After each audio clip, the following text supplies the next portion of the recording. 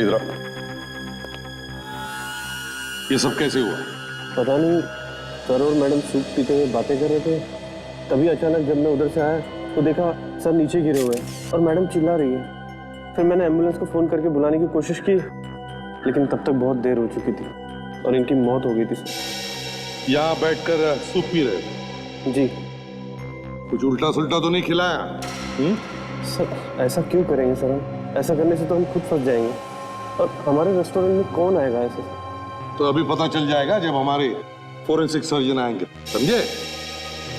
Sir आप तो खामखा हम पर शक कर रहे हैं। खामखा शक नहीं कर रहा हूँ, इस आदमी की मौत हुई है तुम्हारे होटल में खाना खाते हुए, समझे? मैं कह चुका हूँ ये खाना नहीं सूप पी रहे थे। हाँ सूप ही सही, मगर यहाँ तुम्हारे रेस्टोरेंट में ही खा रहे थे ना? क्यों? उन्होंने जो सूप पिया था वो इन्होंने भी पिया था सर, उन्हें तो कुछ नहीं हुआ। मैडम ने भी वही सूप पिया? जी। देखते हैं।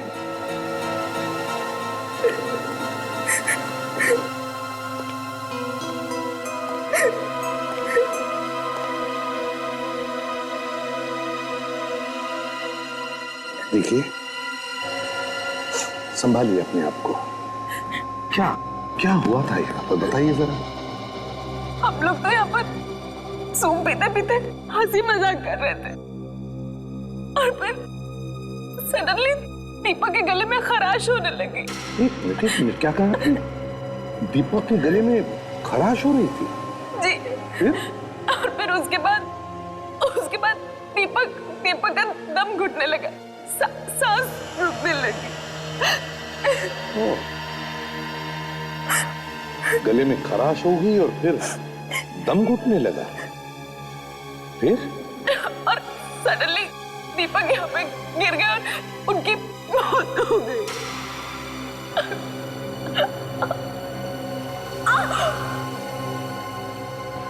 क्या हुआ? कविता जी क्या हुआ? कविता क्या हो रहा है?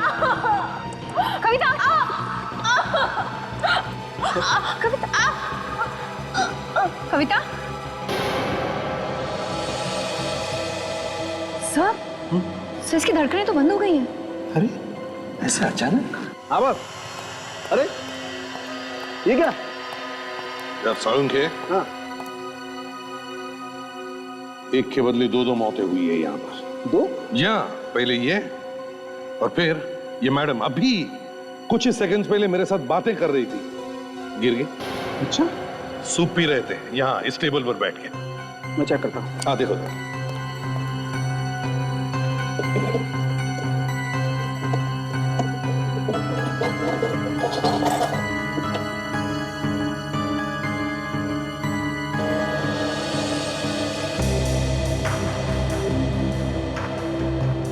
तुम्हें लगता है सूप में कुछ था?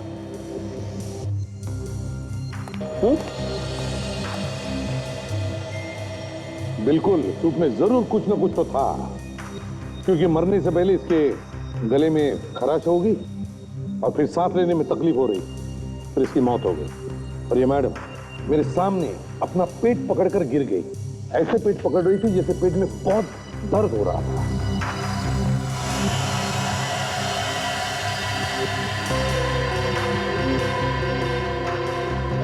बॉस, तुम्हारा शक सही है, शायद इनकी मौत जहर की वजह से ही हुई है। जहर? सुन लिया? जहर? हाँ जहर। सर हम अपने ही खाने में जहर क्यों मिलाएंगे? एक मिनट, सूप पी रहा था ना ये? जी। वो सूप फेंक तो नहीं दिया तुमने? नहीं, हमने हाथ भी नहीं लगाया, यहीं पर रखा हुआ है। अच्छा किया, मैं चेक करता हूँ बॉस। सब जहर आप पीछे हटिए।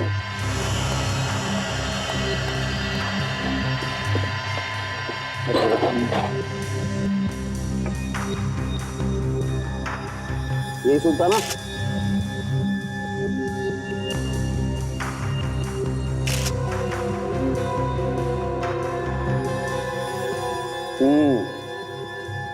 ये देखो बॉस, सूप में 100% जहर है।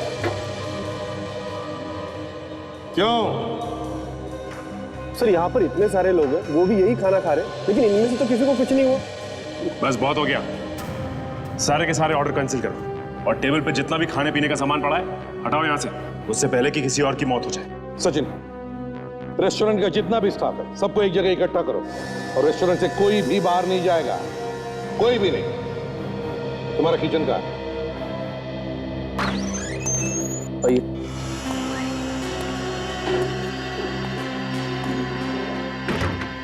चलिए प्लीज 1 मिनट, सब काम छोड़ दीजिए, सब खाना छोड़ो और इस तरफ एक तरफ आ जाओ। आइए आइए आइए, चलिए जल्दी प्लीज, चलिए चलिए समझ के लग जाएगा। विवेक संभाल के लेना स्ट्रेचर इलाज।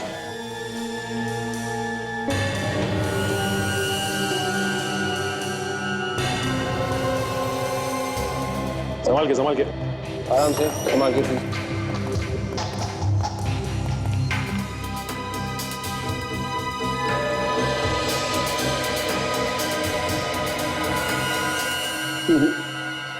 बॉस, इनमें तो किसी में भी जहर नहीं। किसी में भी नहीं? वो तो वही सूप है ना? हाँ, तो इसमें भी जहर नहीं है। सूप तो वही है लेकिन जहर नहीं। इसमें भी जहर नहीं है ना? अच्छा, ये यहाँ पर सूप कौन बनाता है? सर मैं बनाता हूँ। जरा यहाँ आइए, बताओ ये सूप किसने बनाया था? सर मैंने बनाया था। ये 6-7 लोगों के लिए सूप एक साथ मैं बनाता हूँ सर। अच्छा, और सूप किचन से कस्टमर के टेबल तक कौन लेके जाता है? वेटर ही लेके जाता है ना? जी जी। कौन लेकर गया था ये सूप, मैनेजर साहब? सर मेरे ख्याल से हरपेश। हरपेश?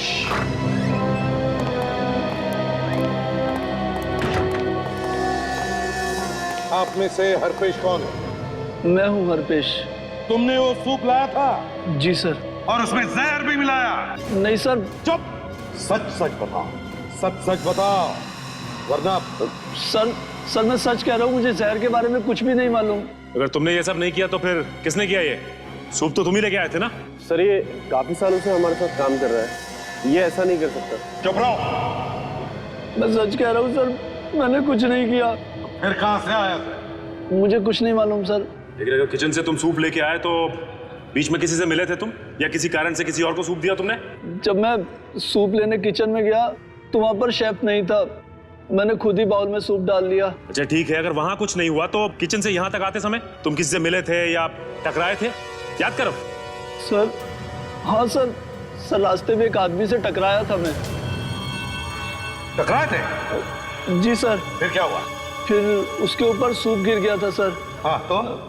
सर मैं पास के टेबल पर सूप रख के नैपकिन लेने के लिए अंदर भागा, पर जब तक वापस आया तब तक वो आदमी जा चुका था। जानते हो उस आदमी को? नहीं सर। चेहरा याद है तुम्हें? नहीं सर, ध्यान नहीं दिया। सर अगर वो आदमी यहाँ रेस्टोरेंट में आया था तो शायद उसने यहाँ पे खाना खाया होगा, और अगर उसने खाना खाया होगा तो उस खाने का बिल जरूर बना होगा। अच्छा, आपके पास खाने के बिल की दूसरी कॉपी तो होगी ना? जी सर। तो बिल की सारी कॉपीज हमें चाहिए, समझे? Okay sir. सचिन, दीपक की बॉडी पर से कुछ आइडेंटिफिकेशन मिला? क्यों, क्या करता है, कौन है? हाँ सर, ये दीपक का ड्राइविंग लाइसेंस है। काजल, दीपक और कविता के सेल फोन पर जो फोन्स आए थे और जो फोन उन्होंने किए, उन सब की लिस्ट बनाओ। इस दीपक के घर जाकर देखना चाहिए। जी कहिए। नौकर ने बताया कि आप लोग सीआईडी से हैं। जी हाँ, हम लोग सीआईडी से हैं। क्या बात है सर? देखिए, हम दीपक और कविता के बारे में आपसे बात करने आए हैं। भैया भाभी?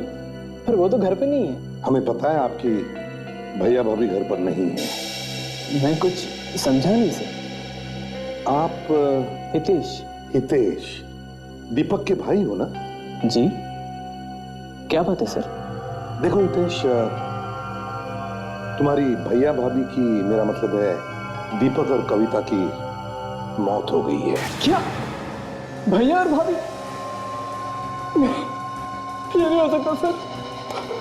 देखिए, संभालिए अपने आप को, संभालिए। ये सब कैसे हो गया सर? किसी ने उन दोनों को रेस्टोरेंट में जहर दे दिया। रेस्टोरेंट में? लेकिन उनको जहर कौन देगा सर? क्या एक बात बता सकते हो? तुम्हारे भैया भाभी की किसी के साथ कोई दुश्मनी थी? नहीं सर, भैया तो अपने काम काज में लगे रहते थे और भाभी इतनी प्यारी थी भाभी, कोई उनका दुश्मन क्यों होगा? अच्छा, क्या उन दोनों को कोई परेशानी थी? ऐसी कोई परेशानी नहीं थी, लेकिन क्या? लेकिन सर कुछ दिन पहले ऑफिस के बाहर पार्किंग लॉट पे भैया फिसल कर गिर गए थे और उनके सर पे चोट आई थी। गई थी जब हमें तुम्हारे भैया की लाश मिली तो उसके सिर पर कोई भी चोट नहीं थी। जरा सी चोट थी सर, अब तक तो भर गई होती। हाँ, I'm sorry। देखो, अपना ख्याल रखना, और अगर तुम्हें किसी भी चीज की जरूरत पड़े, मदद लगे, तो हमें फोन कर देना। जी सर।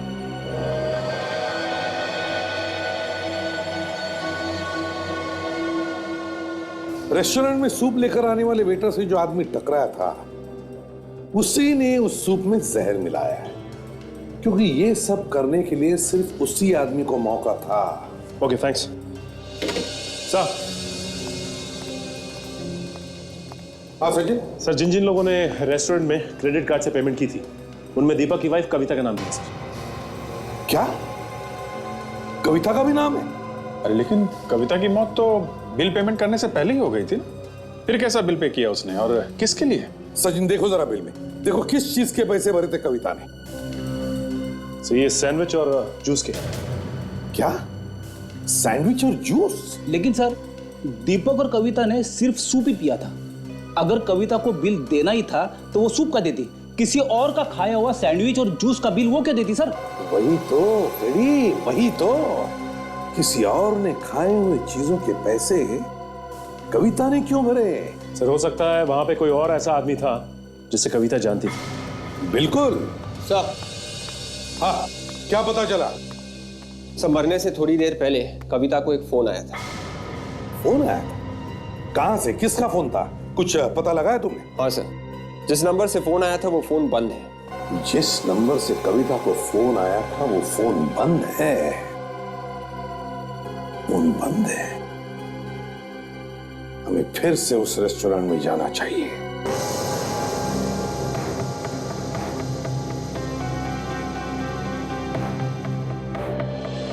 एक बात बताओ, जब दीपक और कविता इस टेबल पर बैठी थी तो क्या बीच में उन दोनों में से कोई टेबल छोड़कर कहीं गया था?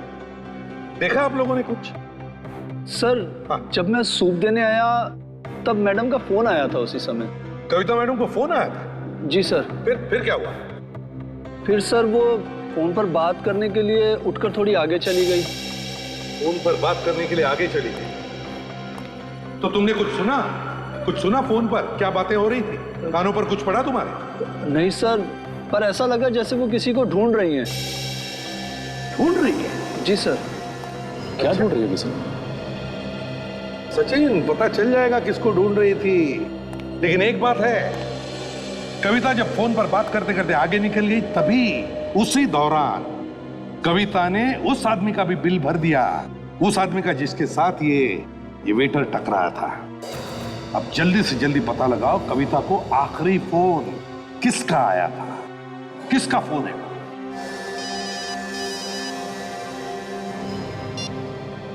आसानों के क्या?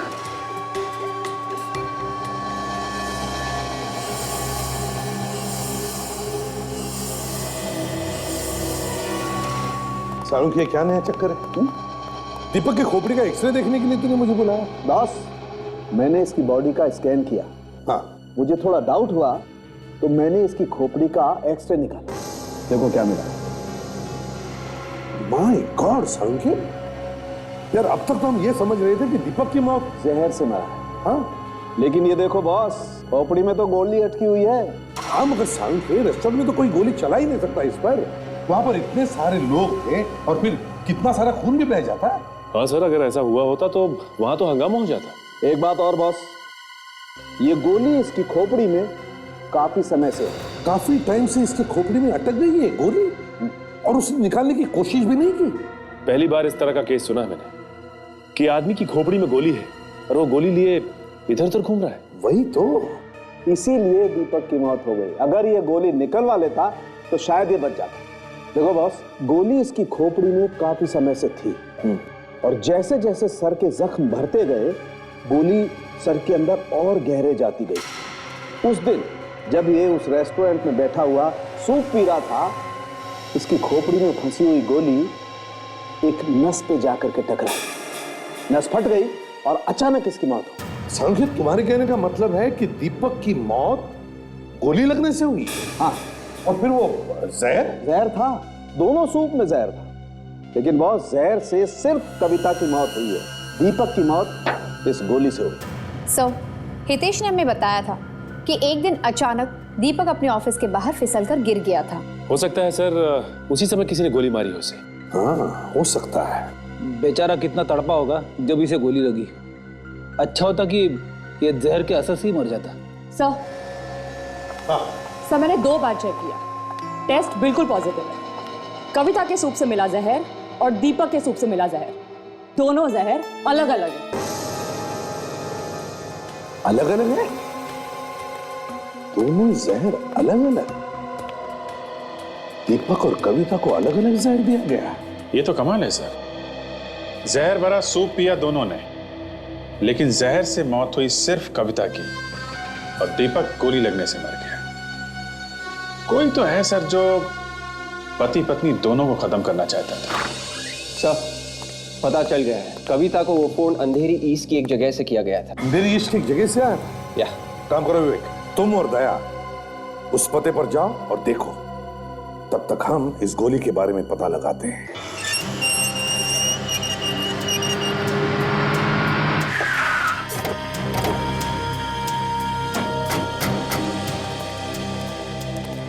तो लगता है ये ऑफिस दीपक का ही है सर। वॉचमैन से पूछते। इधर आइए भाई साहब। जी साहब। ये बताइए कि ये ऑफिस दीपक साहब का ही है ना? हाँ साहब, बहुत अच्छे आदमी थे साहब। कुछ दिन पहले उनके सर में चोट आई थी, उसके बारे में तुम्हें कुछ मालूम है क्या? हाँ साहब। क्या हुआ था उस दिन?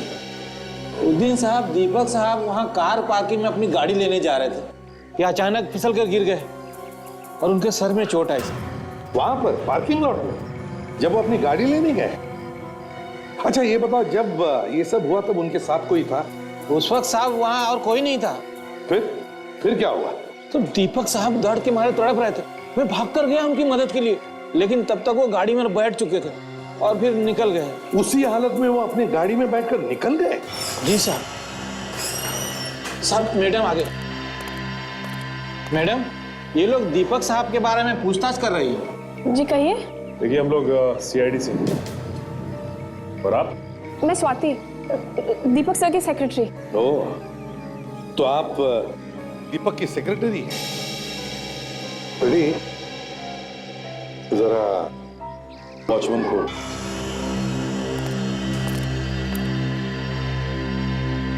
देखिए स्वाति, शायद आपको पता नहीं होगा, मगर दीपक और कविता दोनों का खून हुआ है। क्या? खून?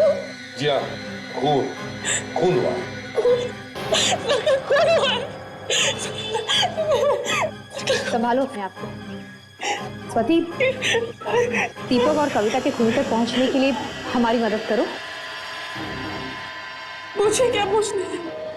स्वाति जी ये बताइए, क्या बिजनेस को लेकर दीपक की किसी के साथ दुश्मनी थी, कोई झगड़ा था, कुछ जानती हो तुम उसके बारे में? ये कोई बिजनेस की दुश्मनी नहीं थी। बिजनेस की दुश्मनी नहीं थी? तो फिर क्या था? मैं जानती हूँ ये किसने किया है, मैं जानती हूँ उस आदमी को। कौन है वो? किसने किया है? वो कविता मैडम का भाई मानिक है, ये उसी का काम हो सकता है। कविता का भाई मानिक? इस मानिक ने ये खून करवाया? हाँ, मानिक ने दीपक सर से बहुत सारे पैसे मांगे थे, पर दीपक सर ने साफ इनकार कर दिया। इस बात को लेकर उनका बहुत झगड़ा भी हुआ, यहाँ तक कि मानिक ने उन्हें जान से मारने की धमकी भी दी। तो घूम फिर के ये सारा मामला पैसों का ही है। सर, कविता के भाई मानिक की दीपक के साथ लड़ाई हुई थी, तो फिर दीपक के भाई हितेश ने हमें एक बार भी इसके बारे में क्यों नहीं बताया? ये तो हितेश ही बता सकता है। काजल, स्वाति को छोड़ करो। Yes sir. आइए। सचिन,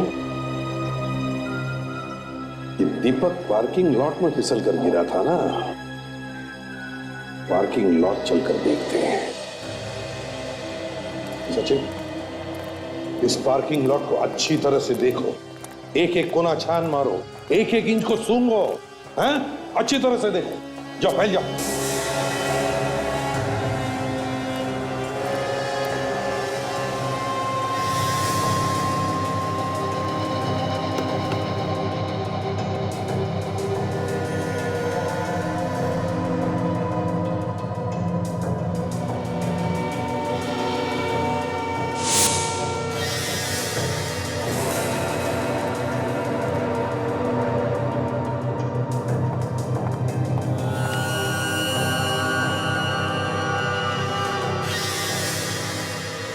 खून सूखा हुआ। सचिन, कैसा? जल्दी आओ।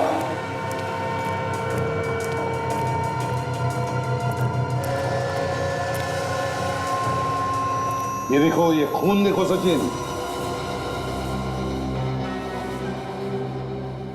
ये तो सूखा हुआ है। सूखा हुआ खून। तो इसका मतलब है कि दीपक को वाकई गोली यहीं मारी गई है। पर कहां से? काम करो, ढूंढो ढूंढो, अच्छी तरह से ढूंढो, एक एक इंच को सूंघो, फिर से कोई ना कोई सबूत तो जरूर मिलेगा अगर दीपक को गोली यहां पर मारी है। ढूंढो अच्छी तरह से।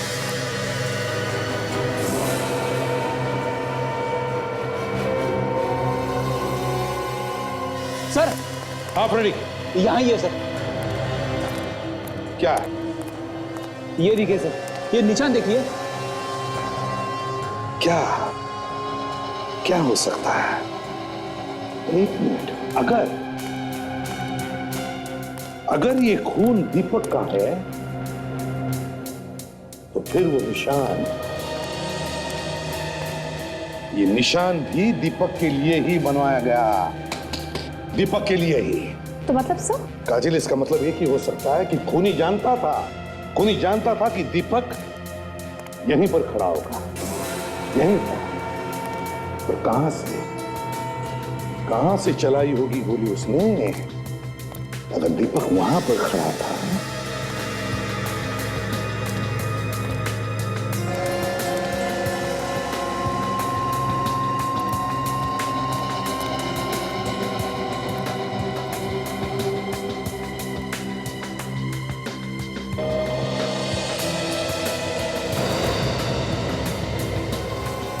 ये क्या है?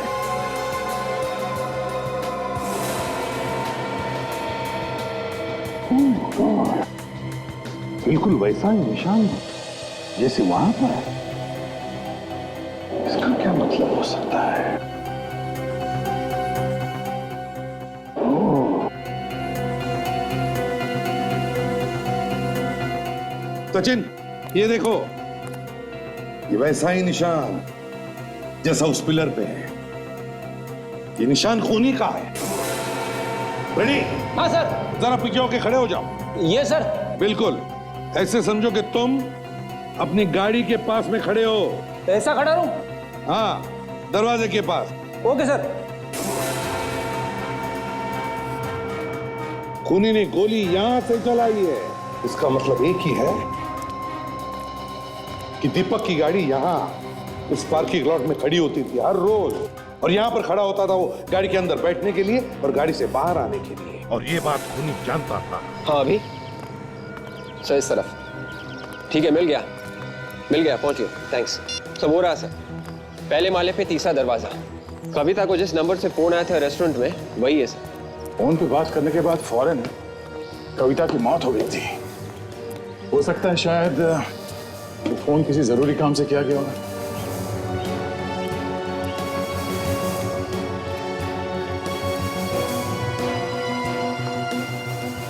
So there you go, guys.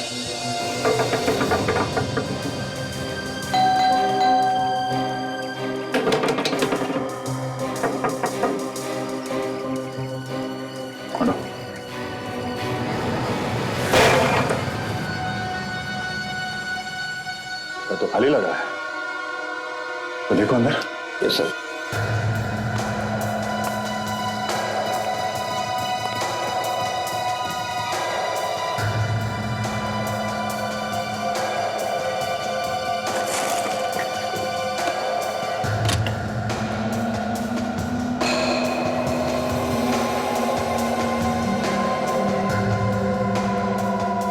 Sir आओ गए क्या हुआ?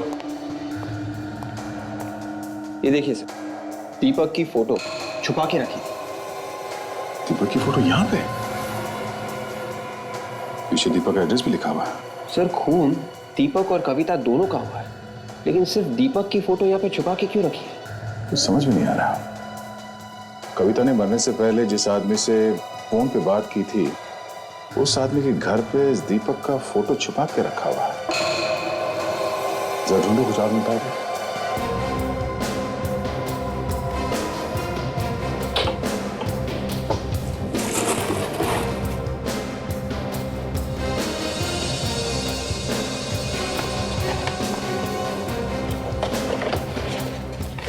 नक्शा?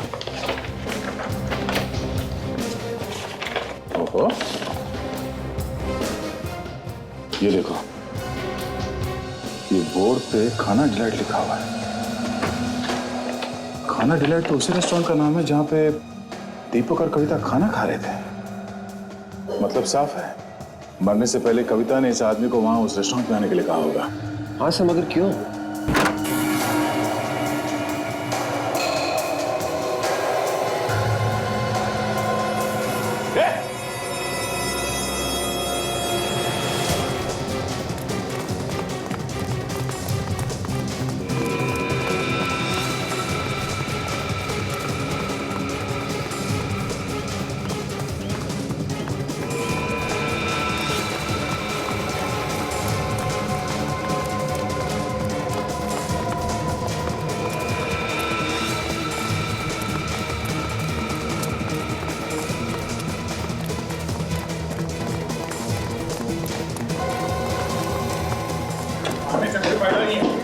कहां तक भागेगा तू?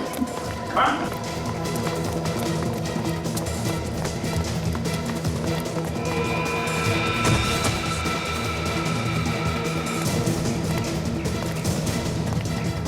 कहां तक भागेगा? साहब, हाँ साहब, कविता जी ने मुझे दिए थे 1 लाख रुपए दीपक को मारने के लिए। अच्छा, तो तुमने दीपक को उसके ऑफिस के बाहर गोली मारी है? हाँ साहब। मगर दीपक मरा नहीं। गोली से नहीं मरा तो तुमने उसके सूप में जहर डाल दिया है? हाँ। और कविता, उसने तो तुम्हें पैसे दिए थे ना, उसे क्यों मारा तुमने? क्या कविता जी मर गई? हाँ, कविता जी मर गई। उनके सूप में भी जहर डाला था तुमने। लेकिन साहब, मैंने तो एक ही बॉल में जहर डाला था।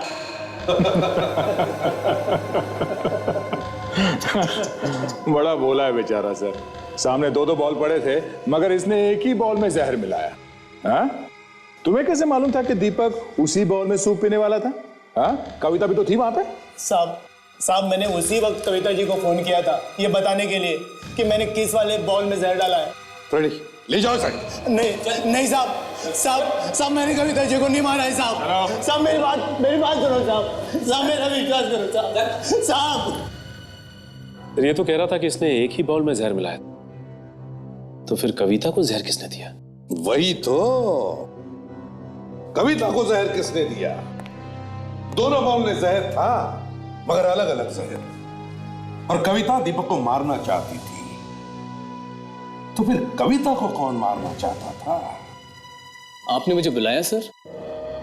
आओ। क्या बात है सर? क्या बात है? तुमने हमें कविता के भाई मानिक के बारे में क्यों नहीं बताया? क्यों छुपाया हमसे? मानिक? ओ मानिक सर, मेरे वो ध्यान में नहीं रहा। कुछ हो गया है क्या सर? जब हम दीपक के ऑफिस में पूछताछ करने गए थे, तब स्वाति ने हमें बताया कि मानिक और दीपक दोनों के बीच में पैसे को लेकर झगड़ा हुआ था। स्वाति ने आपसे बताया सर? हाँ, स्वाति ने बताया। किस लिए पैसे चाहिए थे मानिक को? सर भिखारी था सर वो, कमाई वमाई तो कुछ थी नहीं उसकी। लेकिन जब से कविता भाभी हमारे घर पर आए थे, उसे लगा उसकी लॉटरी निकल गई। लेकिन जब कविता भाभी ने पैसे देने से मना कर दिया, तो वो दीपक भैया से पैसे मांगने लगा। और जब दीपक भैया ने भी मना कर दिया, तो वो भिखारी उन्हें जान से मारने की धमकी दे रहा था।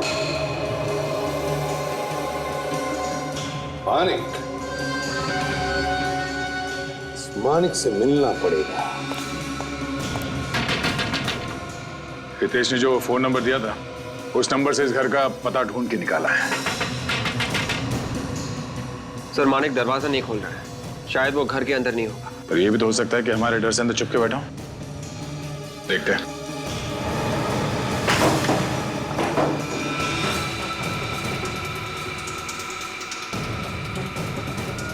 मानिक,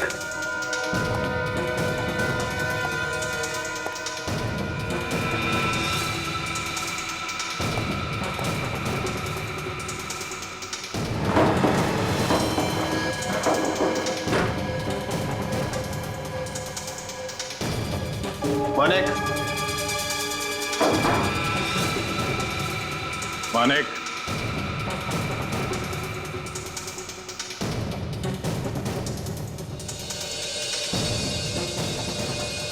मानिक बाहर निकलो। यहां से भागने का कोई रास्ता नहीं है। मानिक बाहर निकलो, मुझे मालूम है तुम कहां। बाहर निकलो मानिक।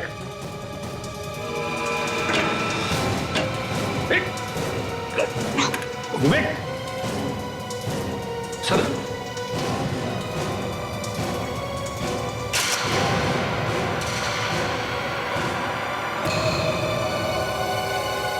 ये तो मर गया है।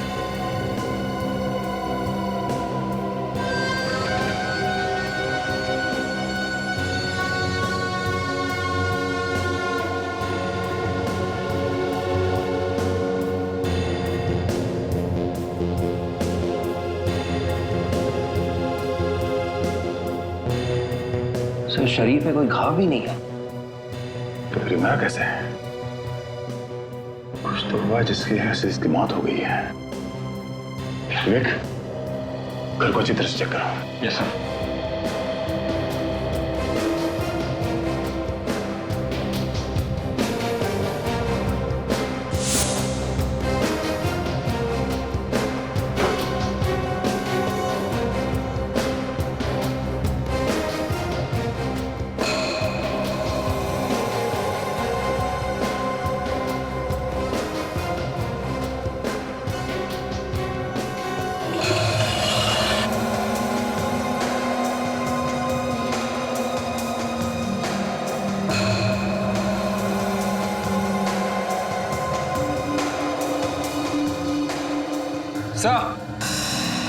विवेक, विवेक, ये देखिए। ओह, लिपस्टिक का निशान। मतलब हमारे यहाँ आने से पहले मानिक से कोई लड़की मिलने आई थी।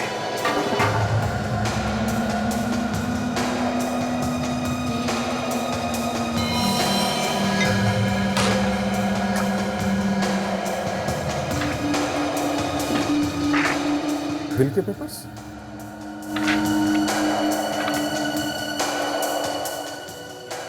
दीपक के बिल के पेपर्स? मानिक के घर में क्या कर रहे हैं?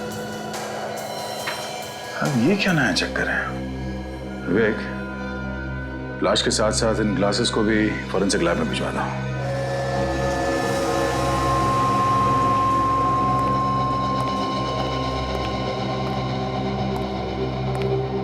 तो कविता और दीपक की मौत अलग अलग जहर से हुई है। हाँ वो तो मालूम है इन्हें। मगर मानिक की मौत जिस जहर से हुई है वो जहर, और जो जहर कविता को दिया गया है, दोनों मिलते हैं। अच्छा, बहुत सुना। क्या कहा था उनके? मानिक की और कविता की मौत एक ही किस्म के जहर से हुई है। क्या? हाँ। कविता और मानिक दोनों को एक ही किस्म का जहर दिया गया? एग्जैक्टली। तो कहीं दोनों का खून एक ही आदमी ने तो नहीं किया? और सर, दोनों को दिया गया जहर एक बहुत ही खास किस्म का जहर है। खास किस्म का जहर? मतलब क्या ये जहर आसानी से नहीं मिलता क्या? हाँ सर, ये जहर बहुत ही खास किस्म के सांप के जहर जैसा है, जो काफी कम जगहों पर पाया जाता है। सांप का जहर? जी। और सर वो फोटो के निशान का क्या हुआ? उससे कुछ मिला? हाँ काजल, वो चेक कर रहे हैं। ये होठों के निशान किसके हैं डॉक्टर साहब, पता चला? यार फ्रेडी, बता ना, चेक कर रहे हैं अभी भाई। डैम इट, ये मुझे पहले क्यों नहीं दिखाई पड़ा? क्या हुआ सर? पेपर्स में कुछ प्रॉब्लम है क्या? सचिन, हितेश और स्वाति को ब्यूरो बुलाओ। यह है दीपक का वसीयतनामा। ये पेपर जो हमें माणिक के घर से मिले। अब तुम लोगों को तो पता ही होगा कि दीपक ने अपनी सारी जायदाद किसके नाम पर की होगी। जी, दीपक भैया ने तो सारी जायदाद कविता भाभी के नाम की थी। अच्छा, आपको पूरा यकीन है कि कविता के नाम पे ही की थी जायदाद? जी सर। वसीयत के हिसाब से उन्होंने अपनी सारी जायदाद, सारा पैसा अपने सेक्रेटरी यानी स्वाति के नाम पे। सारा पैसा मेरे नाम? जी। सारा पैसा? ये कैसे हो सकता है सर? ये नहीं हो सकता सर। मैं बस वहाँ काम करती थी। मेरे इस बात से कोई लेना देना नहीं है। मुझे कुछ नहीं पता इसके बारे में। झूठ बोल रही हो तुम, झूठ बोल रही हो तुम। तुम्ही ने भैया को बहला फुसलाकर सारी प्रॉपर्टी अपने नाम कर दी है। हितेश, मुझे क्यों सेइंग? तुम ऐसे कैसे कह सकते हो? ये सच है और तुम्हारी वजह से भैया और भाभी के बीच में लड़ाइयाँ हुआ करती थी, क्योंकि भाभी को लगता था कि तुम्हारे और भैया के बीच में अफेयर चल रहा है। ये झूठ है सर, ये सरासर झूठ है। सच क्या है, झूठ क्या है, ये तो जल्दी पता चल जाएगा स्वाति जी। माणिक के घर में से हमें एक ग्लास मिला है, उस पर किसी के होठों के निशान भी है, लिपस्टिक के निशान। इसलिए हमें तुम्हारे होठों के निशान चाहिए।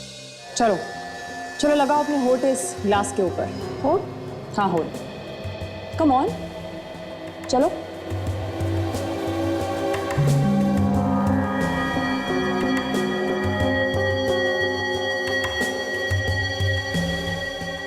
अभी पता चल जाएगा कि वो पहले वाले होठों के निशान और ये निशान भी पता चल जाएगा कि वो पहले वाले होठों के निशान और ये निशान एक है कि नहीं। ये देखो बॉस, ये पहले वाले होठों के निशान है।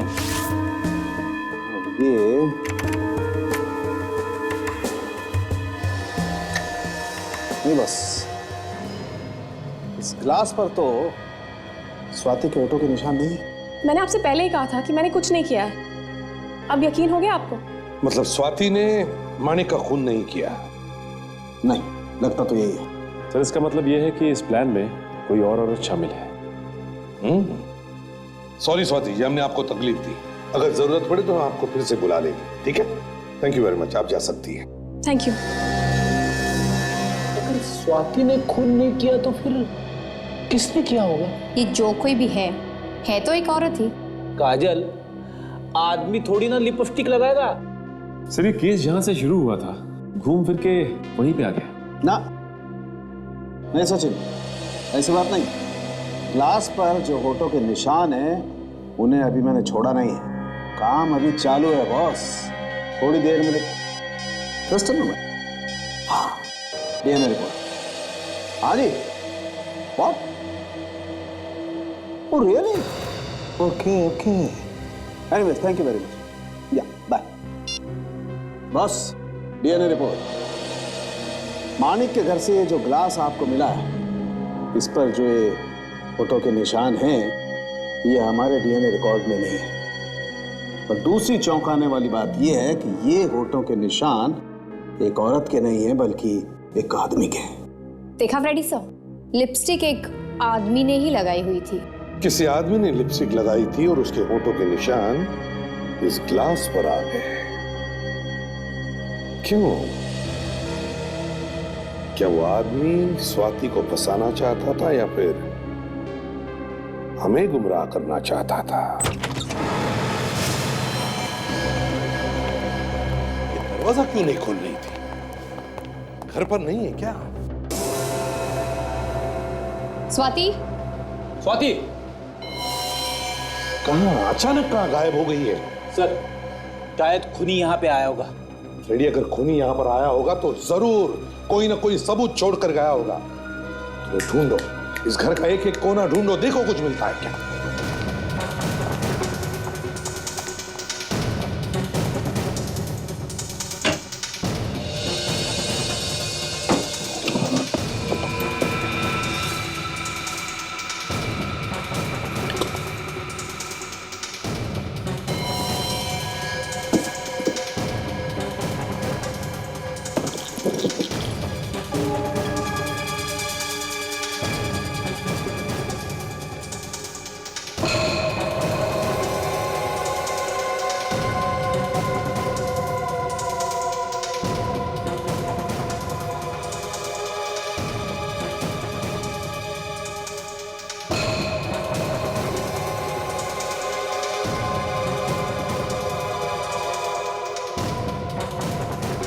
पॉइजन?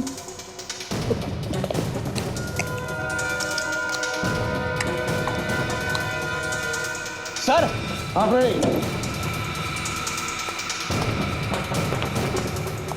क्या हुआ फिर? सर, जहर की बोतल मिली है, बेड के पास पड़ी हुई थी। जहर की बोतल बेड के पास?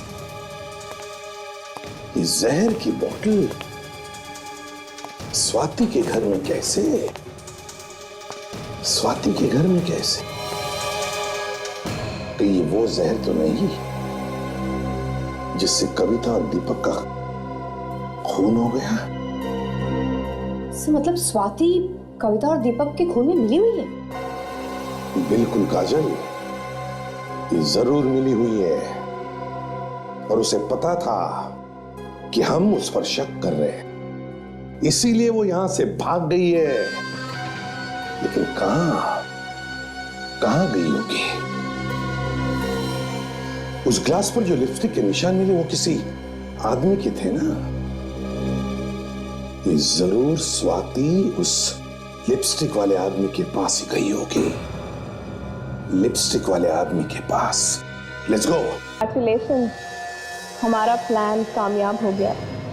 सीआईडी को मुझ पर जरा सा भी शक नहीं हुआ और तुम भी उनके हाथों से साफ बच निकले। हमने तो सीआईडी को ही उल्लू बना दिया। सीआईडी का नाम सुनकर बड़े बड़े गुनहगारों के हाथ पैर कांपना शुरू हो जाते हैं। और तुम हमें उल्लू बनाने चली थी? सीआईडी? तुम्हारा बाप सीआईडी। आप लोग यहाँ क्या कर रहे हैं? आप जानते हैं कि मैंने कुछ नहीं किया है। तुमने कुछ नहीं किया? कुछ नहीं किया तुमने? बहुत जाती है। हाँ, चल यहाँ। कुछ नहीं किया तुमने? हितेश के साथ मिलकर ये खून नहीं किया तुमने? बड़ा अच्छा प्लान बनाया था तुम दोनों ने। कौन सा प्लान की बात कर रहे हैं आप? कौन से प्लान की बात कर रहे हैं आप? अच्छा, तुम दीपक के सौतेले भाई हो ना? हाँ या ना? हाँ सर। दीपक की प्रॉपर्टी पर तुम्हारी नजर गड़ी थी और एक दिन जैसे ही तुम्हें पता चला कि कविता अपने पति दीपक का खून करके सारी प्रॉपर्टी अपने नाम पर करने वाली है, तो तुमने इस बात का फायदा उठाना था और अपनी दोस्त, अपनी गर्लफ्रेंड स्वाति के जरिए दीपक के कान भरना शुरू कर दिया। स्वाति की बातों में आकर दीपक एक दिन तैयार हो गया अपनी पत्नी कविता का खून करने के लिए। तो तुमने सोचा कि अगर कविता मर गई तो फिर दीपक को तुम खलास कर दोगे और उसकी सारी प्रॉपर्टी अपने नाम पर करवा लोगे, है ना? हाँ सर। हाँ, और तुम्हारी बातों में आकर दीपक ने रेस्टोरेंट में कविता के सूप में जहर मिला दिया। कविता को तो सजा मिलनी ही थी, सारा पैसा लूटना चाहती थी वो। अच्छा वो मर गई। अच्छा, एक परिवार में खुशी के रहने से बजाय तुम्हारे स्वार्थ और पैसों की लालच की वजह से उस परिवार के 3 लोग मर गए। तुम्हें तो फांसी ही होनी चाहिए।